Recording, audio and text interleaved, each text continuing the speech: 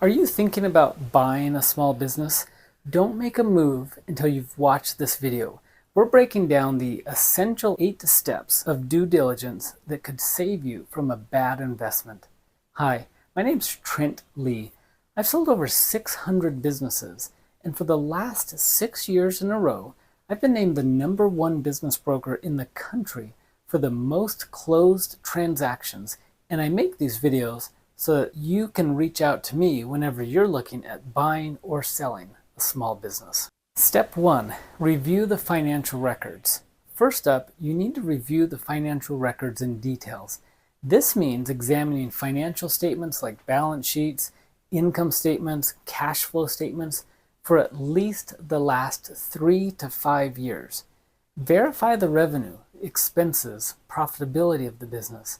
Don't forget to look at the tax returns to make sure that the reported income and the expenses match up. Be careful if there's a significant variation between the profit and loss statements and the tax return. If the owner says there is cash that isn't reported on the tax returns, take it with a grain of salt. In other words, just ignore it. I would only recommend you base your decision and your valuation on what is actually on the tax returns. Step number 2, analyze the business's operations. Understand how the business works day to day. Review contracts with suppliers, customers, and employees. Assess how efficient and effective the business processes are. Most small businesses are really lacking in this and don't have processes, systems, protocols, or anything like that in place. This step will give you a clear picture of the operational health of the business. It's helpful to compare the operations and the financials of the business and benchmark them against industry standards. You'll need access to benchmarking tools to help make sure that nothing you see is too high or too low compared to, again, industry standard benchmarks. This is helpful because it instantly helps you know and be aware where there are potential problems or opportunities within the organization that you're looking at buying. As you work with professionals, they'll have access to benchmarking software for you. Step number 3, inspect legal matters. Now, this is important because you need to make sure that if there are any ongoing or past legal issues like lawsuits or compliance problems with local, state, or federal regulations. Review all the necessary licensing, the permits, the zoning laws to ensure that the business can operate legally. I can tell you from personal experience, just because a business is there and operating doesn't mean that it's legally allowed or could continue to be there. I've learned, again, from sad experience that you need to make sure that you justify and have legal experts guide you through this process. That means don't do it on your own. Rely on legal counsel to help you through this process. In fact, I wouldn't do any of this on your own. Rely on due diligence experts to help you through the entire process of your due diligence. Step number 4, evaluate assets and liabilities. Make a list of all the tangible and intangible assets, such as equipment, inventory, patents, trademarks. Assess their condition and their value. Also, identify all liabilities, including debt, leases, or any pending obligations. We often run into this, for example, in restaurants. Sometimes the dishwasher or the soda machine aren't owned by the seller, and they're leases that need to be either transferred or assigned or renegotiated by the buyer.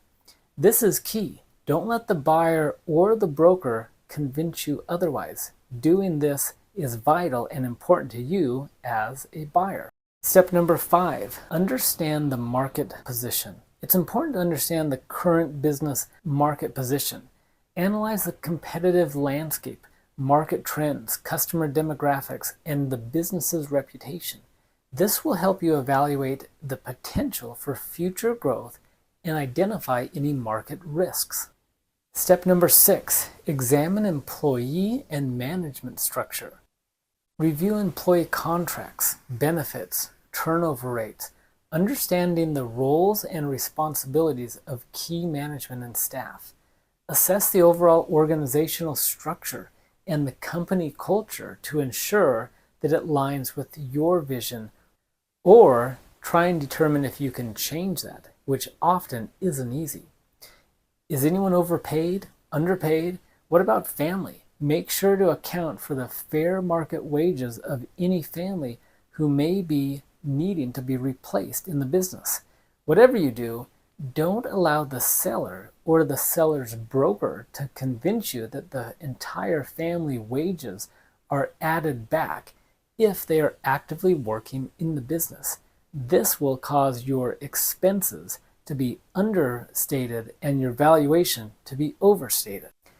Step number 7, check customer and supplier relationships. Evaluate the customer base, the relationships with key customers.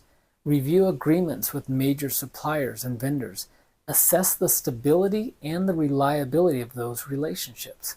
Are they crucial for the business's ongoing operating success? If so, you need to make sure that those are transferable without any damaging repercussions to you during that process. And finally, step number 8, conduct a site visit and interview. Visit the business's premise to inspect operations firsthand.